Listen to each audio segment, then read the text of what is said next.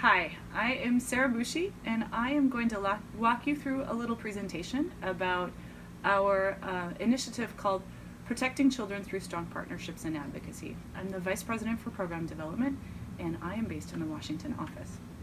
So I'm going to start this out by telling you a little bit of a story. So the title of the presentation is called No Turtle Hunting. But before I do that, just a very quick reminder about why we have the Protecting Children initiative. We have two balanced scorecard measures that are really getting at improving our child protection and advocacy work around the world. There is the balanced scorecard measure around number of children reached with programming that meets our life stage strong core program standards related to child protection. And we have a balanced scorecard measure that's around the percentage of national offices that can conduct policy and advocacy. So where does that bring us? I have to stop because I think I skipped over Lucy's picture. I did. I just jumped it. So I have to stop, sorry. And start over again.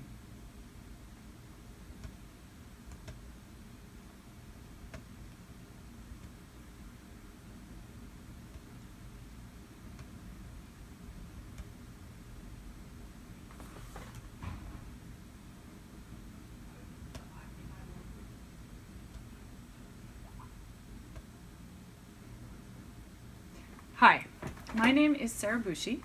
I am the Vice President for Program Development at Child Fund. And I am going to walk you through today a very short presentation about our initiative, Protecting Children Through Strong Partnerships and Advocacy. This initiative started in fiscal year 17 and it will go through our 2020 destination strategy. It's got a little bit of a strange title. It's called No Turtle Hunting, and this is why. So on this picture, you will see my dear 8-year-old. This is Lucy. Lucy turned 8 in April of this past year. So I'm going to start out the presentation by telling you a little story. For Lucy's 8th birthday, she had a number of small children over for a party at our house. Now we live in a very small house with a very small backyard. And she wanted to have a scavenger hunt, so I set up an elaborate scavenger hunt with all kinds of things that the children would have to find throughout the house, and the backyard and the front yard. And the way this worked was the kids would divide into teams. They would get a list of things, and once they checked one thing off the list, they would go to the next thing. And each of the 3 teams were doing different things at a different time. Well, they had, you can see on the screen, these tiny little turtles that they were supposed to find as one of their items. And we had about 40 turtles being hidden throughout the house and in various parts of the front yard and the backyard. Well, when the first team found their turtles, they checked it off. The second team came and asked for more help to find their turtles because they couldn't get past this item to get to the other items. And I thought, oh, just keep looking, keep looking. The second team came by that had not yet gotten their turtles. And they asked for help as well. And I said, well, go to the backyard. Lucy's dad is in the backyard. I was in the front yard. He'll help you find the turtles. And then the second team came back around and said, well, Lucy's dad told us to ask you for help. And we both kept saying, go look for the turtles, go look for the turtles. In the meantime, the first team was really running and they were getting all of their things. And the second team and the third team were getting so frustrated that they couldn't find the turtles. So I get up from the front porch where I was checking off things, and I go around the back and I find Lucy's dad, my husband, and I said to my husband, Arminda, where are the turtles? Can you help the kids find the turtles? And he said, oh, well, I've been telling them to ask you to find the turtles. And I looked at him and I said, well, do you remember how you hid the rest of the turtles? And he said, what are you saying? What are you talking about? And we realized that I reminded him when the kids came early and I had given him a bag of erasers, he was supposed to finish hiding the turtles. I asked him to take care of them, and he said to me, well, I thought when you told me to take care of the turtles, I was supposed to put them inside to protect them from the children. So here it was that we had children running all over looking for turtles that were indeed in a bag inside the house that nobody else could reach. I tell this story because I don't want you to go turtle hunting.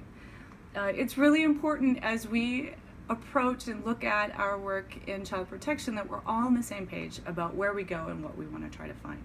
So keep this in mind of always ask questions and look for better guidance and direction, and don't assume that we're all on the same page.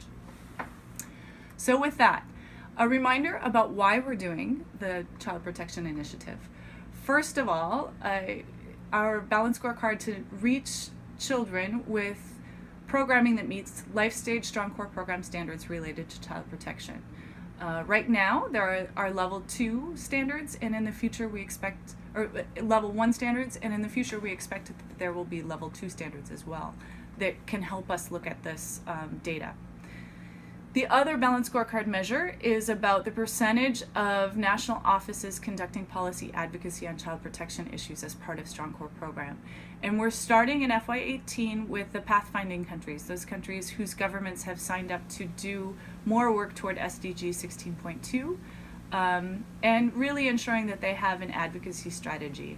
We're working on the balanced scorecard around what it means to conduct policy advocacy, and there will be a process that all national offices will go through to fill out and assess whether or not they are meeting this balanced scorecard objective. And really this year and the coming years are about learning opportunities to get everyone on the same page about skills and information required to create advocacy plans. So just a little bit on advocacy. I wanted to remind people that we're talking about policy advocacy. So this is really about, and you see that there is a definition here on the screen, about a deliberate process of influencing decision makers based on policy change or implementation, and we want to see that contributing to Child Fund's mission and values. There are also 6 different principles that our colleagues have defined around what we mean by advocacy. It has to be deliberate, it has to be reaching and affecting decision makers, it either has to be about policy change or about policy implementation. Child Fund has to have an active influencing role.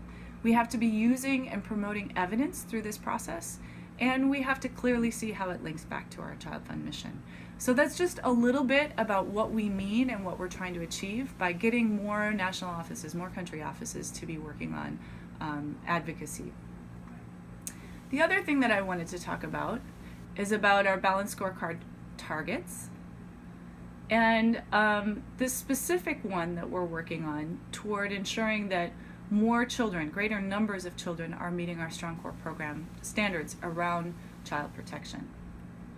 So we have 3 different objectives, sort of 3 different paths to get us to how we can get to really raising that number.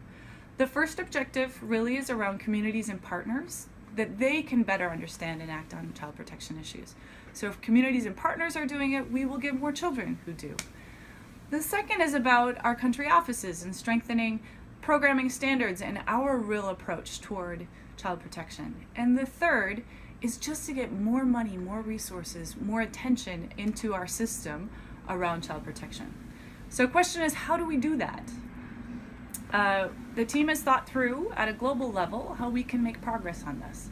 When we think about Objective 1, there is the community-based child protection mapping. It's an exercise where we look at the system that is supposed to be strengthening support toward children and child protection with communities and thinking through what the situation is.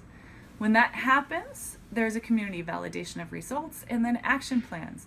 And that action plan cycle is a virtuous one that will help us to really think about how our programs and projects, how our program models and the ways that we work are being informed by what we know about child protection systems. That's at a community and a partner level. Within country offices themselves, what we really are aiming to do is get better reflection on child protection measures as part of our PQR, reminder that's our program quality reflection process, as well as having greater numbers of child protection projects. But as importantly, you'll see the second bubble there is really about life stage program strategies, including child protection and advocacy lens. So we're not asking that you're starting separate child labor projects. What we're asking is that when we do our educational improvement programs that we've been doing for years, we're thinking about things like codes of conduct for teachers that will ensure that children are safe in schools. Or when we're doing our outreach to families around issues for vulnerable children in our parenting work, or with our mother guides, or with our home visiting, or with our outreach from health centers for our Life Stage 1 programs. We're really including and thinking about child protection issues that have come up during these community mapping activities, to ensure that we're strengthening the systems that should be supporting child protection. So you can see it is about more projects. It is about seeing that we've got the lens in our overall program strategies, but as importantly, it's about making sure that we do what we do better with an understanding of what child protection means. And then this third objective is including life stage projects that integrate child protection and advocacy, and just being much more systematic about how that funding comes. To give you a sense of how we do that, there are some how-to tools that are being created at a central level.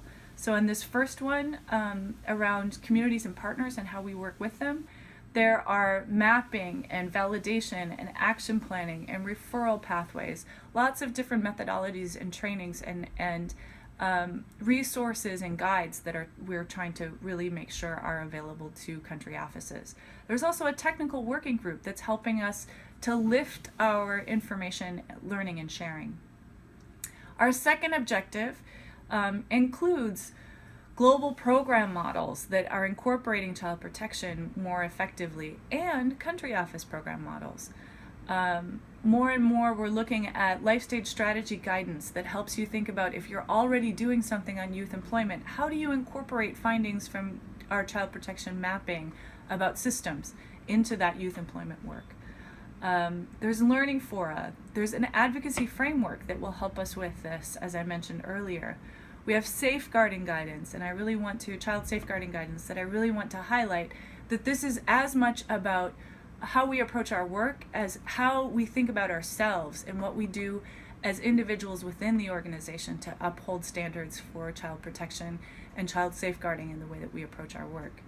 We have revised program quality reflection guidance. We should be seeing that the child-friendly accountability methodology that the Alliance is moving forward.